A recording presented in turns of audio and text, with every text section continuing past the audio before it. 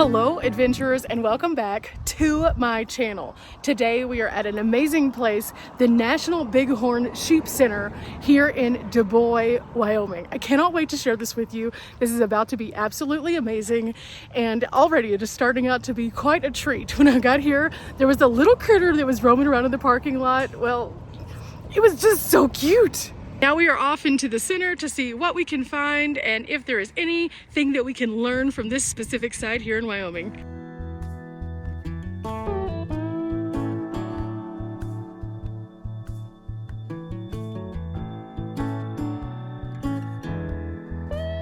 Guys, we have moved inside, and $6 admission, and then they give you this self-guided tour. It's laminated so that you can just kind of walk around and see the different items, but also they have a really nice gift shop here.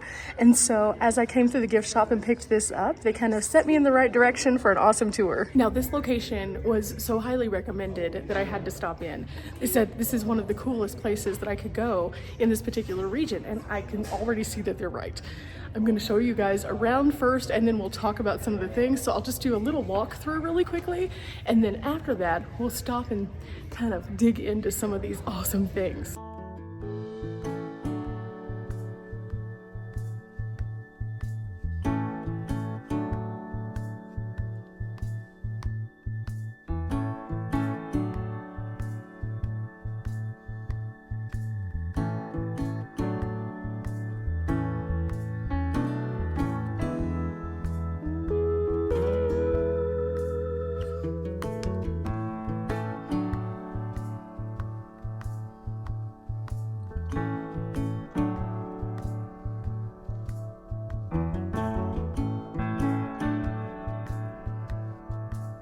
Thought circling around we could come back to this, which is the first thing that you see whenever you first come in, and these are the wild sheep of North America. Each of these sheep has its own individual plaque that tells a little bit more about not only its common name but its scientific name, where it is located, and what they might look like. And you can find a lot of great information in this particular setup as you can compare not only how their horns look, but their size, their bulk, their weight, what exactly sets them apart from one another other than their geography. Through our self-guided tour, we can learn a little bit more about that, including that, for example, the Rocky Mountain Bighorn, which is this guy right here, actually is one of the largest sheep that inhabits North America. And a large male, which would be considered to be a ram, can be up to 300 pounds and stand over 42 inches tall. Those are some big guys, and they're some of the bigger ones that actually exist in the bighorn sheep family. And I think it's pretty interesting to see that they're right here in North America. But where in North America? Everything in yellow is where you can find the Rocky Mountain Bighorn sheep.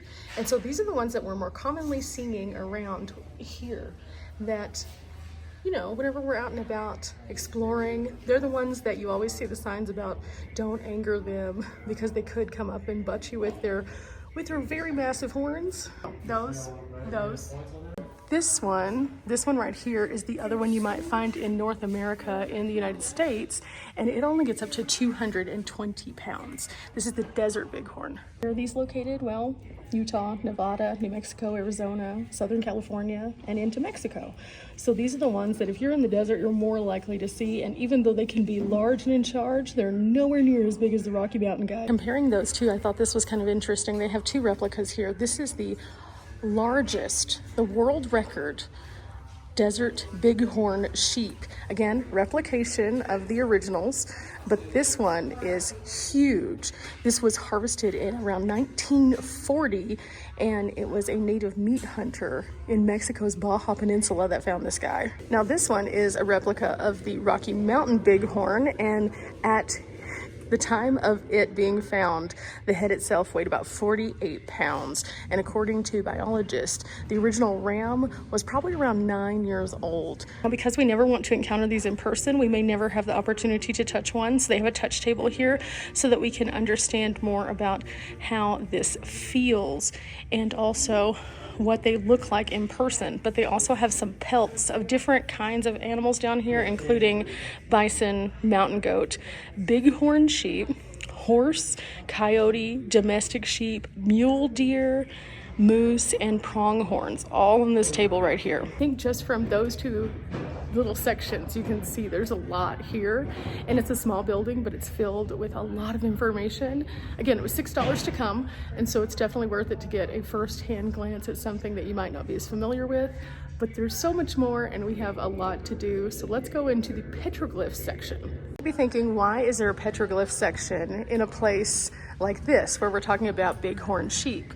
Well, it's because many of the petroglyphs that were presented showed drawings that looked like these guys. The petroglyphs that are found in this region, they haven't completely been able to date back as far as they know for a fact they can be positive of. They say they're between 200 and 7,000 years old. It's a pretty big swing, but they have noticed that there are similarities in the petroglyphs that they have found here to other states, including some of those drawings that again look like bighorn sheep. So I think that that's kind of an interesting fun fact as to why they've shared this with us. These were the first known written communications from some of the people of this region, and they tell the stories of so many. And I think that it's fascinating to see. Now, the one here is not an original, but if you were to encounter an original, never touch them. Never ever touch them. The oils of your skin can break them down and make them deteriorate. Also, don't add your own branding. I've seen that in a lot of places, and it's super sad and unfortunate because, yeah, that's defacing things. It's a big no-no. In this corner, I find it very interesting that they have some different exhibits that you can touch and interact with. So I think we should go and start over here. And it says to turn the pages carefully, and it asks you some questions. How many bighorn sheep live in your state? I'm pretty sure none in Texas, but let's find out. Well, we're not even featured on here, so I'm assuming I am correct. I like this book because not only does it ask you questions, it also gives you interaction. And this one's talking about the camouflage and asking you to find how many sheep that you count. And they're pretty well hidden in there. It's kind of harder to see on the camera, but, well, overall, you can see there's several. There's 13 in that tiny little photo, and they're all like bunched up together, but because they blend, it's really hard to see them, which is one of their greatest assets. They camouflage into their landscape. But there's so many more fun facts here, so let's get on to this next display. So it's called Give Habitat a Hand, and it says people and wildlife have many things in common. We all need clean air and a place to live, as well as water, and without a healthy habitat, we cannot survive. So here, we see each of the different kinds of habitats, and it asks you an engaging question. Can a weekend of work and 4 strands of wire protect this habitat right here? What is your answer? Yes or no? Well, it says here that indeed it can. Volunteers in Wyoming spend their weekends building fence along riverbanks, and this will allow wildlife to pass under or over, and it also helps the ranchers to maintain the area. So you can see there are a variety of different questions here. I'm going to leave these other 4 for you guys when you visit, but I think that you should definitely take the time to not only read the top paragraph, but also answer the questions. And I'm going to do that right now while you guys look a little bit more around.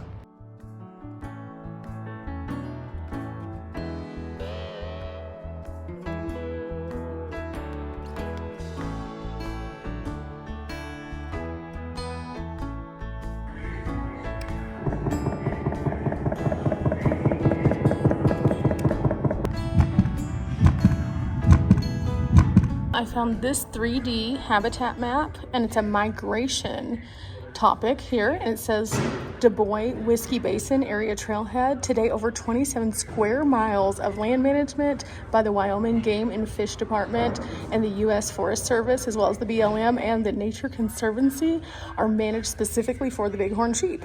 And once again, I think this is really nice because you can click on the different buttons and it tells you kind of how they move throughout the year in this region and where you could expect to find them at various points during the year and why they would be there. And we all know that animals are very nomadic when it comes to the weather a lot of times, and bighorn sheep are no exception. But you can actually see the paths that they kind of have cut out in this habitat, which is amazing.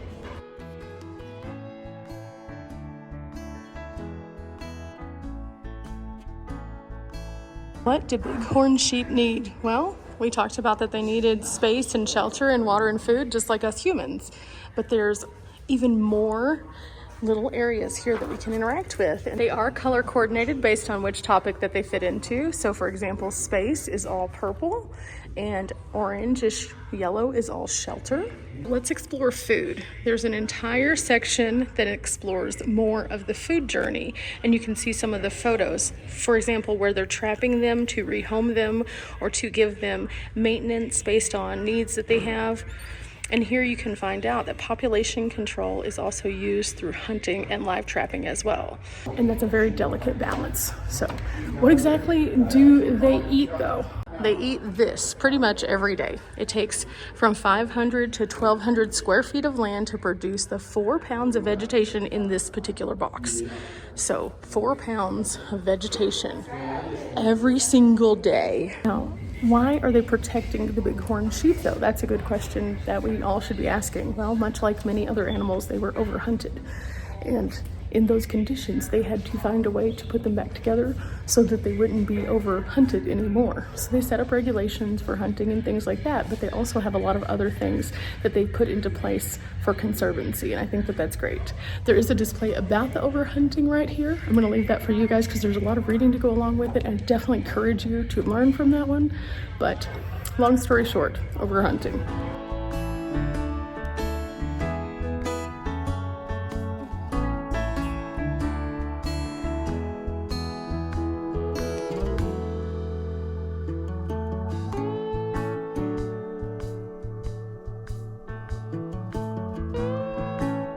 I find this display to be extremely interesting because it can tell you about how they posture their body language, and in doing so, what exactly that means. Take some time to read this one just in case you happen to encounter one of these guys in the wild. You'll understand kind of what they're doing so you don't make an advance and make them very angry. I think it's really nice that they have stories like this where we can learn more about not only what they look like, what they eat, where they live, but also how they reproduce and how they treat their young. And it says here that after giving birth, the mother licks the newborn dry, and then she can instantly recognize her lamb both visually and by scent. And the baby will actually recognize the mother just within a few hours. And they're fully developed at birth. They can stand and take their first step within like 30 minutes. Lambs are weaned when they're like 3 or 5 months old, depending on their development. And something really nice is that even though they're weaned, they move with their mother to the winter range, and then they slowly depart from one another after. But that's pretty amazing. We also learn about things that can impact the bighorn sheep, including respiratory disease. And this shows how they capture the sheep and they fly them out of places, and then they are able to test them and make sure that they are not ill and that they are safe, and they're able to distribute the bighorn sheep to areas so that they can better make sure that they are in a good place. Now, the bighorn sheep used to be in a much larger amount of space, but again, they were overhunted, so it became very sparse. And now, as they're integrating bighorn sheep into different environments, they're able to help monitor them, sometimes using these little collars here, and that way they can track them and make sure that they are doing better and that they are taken care of in a better way. Again, it's all about preservation here and protecting these amazing creatures. These two signs talk about the seasonal ranges and then also the vegetation and migratory patterns, and you can see again a reiteration of what we saw on the map a while ago and why they move the way that they do. The science that has gone into protecting these amazing creatures is phenomenal, and they've studied them and researched them and learned about where they move, how they move, and why they move in those patterns. They've also noticed when irregularities happen, which helps them to determine if something strange is going on so that they can immediately jump into action. And I think that that's pretty amazing as well. We have a little bit more body language. Again, this one is a lot about the rams themselves, which are typically a bit more aggressive. The horn threat is an aggressive behavior, and it is typically something where they will run up and they will headbutt whatever is in their path that is a problem. And if sometimes that becomes you, their horns, as we saw, are very thick and they can be extremely dangerous. Also, they have people here who can tell you, if you do encounter them, what to do, how to make yourself known so that you don't bother them. And I think that that's a great resource just in the human interest portion of this. Now, around the walls, you'll see a variety of different kinds of sheep that have been collected and are on display for our knowledge and our brain wrinkles, so we can learn a little bit more about them. And each one of them is so different and so unique, and you can see not only where they were caught, but also what year and then what kind. Now, of course, the bighorn sheep do not live by themselves. They have a variety of other things that live around them, from golden eagles and grouses to grizzly bears, elk, mule deer, mountain lions, even moose, pika, bobcats, and yellow-bellied marmots. And they all share the land, and each of them get different things from the land. The bighorn sheep do compete with like the elk and the moose and things like that because they eat similar things. And then there are predators, which clearly become predators in some instances. For example, grizzly bears and black bears both have been known to go after some bighorn sheep. And the fight that they have in the process of doing that is not pretty. Between the bear's claws and the horns of the sheep, it ends very poorly in many situations. However, that is one of their natural predators. Learn here about the sheep eater Indians. The sheep eater Indians have inhabited the Wind River mountain area since about 1200 AD, and they're seasonal hunters. But what they would do is they would form these barriers, and you can see there's a few characters down here at the bottom. They would rally the bighorn sheep into these barriers, and then they would be able to trap them so that they could actually hunt them easier and isolate them so that they couldn't get away. Unlike a lot of modern hunters that would just overhunt for sport, these were hunting for need. They would use every part of the bighorn sheep for something, and it would be the thing that would help them get through the harshest of harsh with the winters. It would help them to hunt for more things, and by doing this, they were able to survive. In fact, these are some of the Shoshone winter boots created by Patty and Jason Baldus of the Wind River Indian Reservation. Winters here are harsh. They can't just go around and not have some kind of coverage. They needed something that was bulky.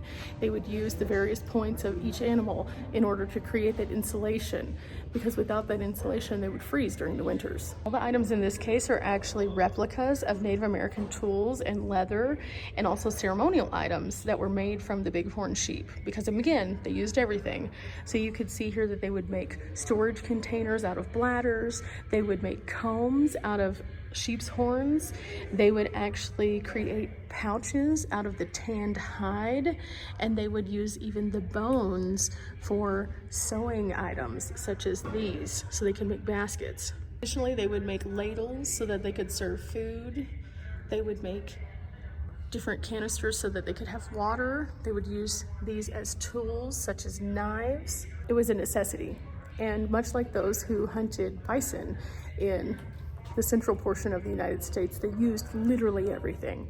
And so I think it's a fascinating way to see that they would share this story here with us, which again brings us back to the petroglyphs, which would explain why so many of those sheep were included in those earliest tellings of United States history. Okay guys, that was it at the National Bighorn Sheep Center, but they gave me a map as to some places that we might be able to see the bighorns. This time of year when I'm visiting, they said it's a little bit less reliable to go out to these locations just because of the migratory patterns that we learned about inside. However, they do have a couple viewing areas. One is in a residential area. Can you imagine waking up to a field of bighorn sheep? That would be wild. But the other one is just outside of town, and so I think I'm gonna head out there and see if we can find anything. We'll see. Otherwise, it should be a beautiful drive, and even if I don't see a bighorn, I've learned so much, and I've had such a good time doing so, and bringing you along for all these brain wrinkles. Remember, guys, we're not here for a long time, but we are here for a good time. If we see some bighorns, I'll show them at the end of the video. If not, well, I'll see you next time. Bye!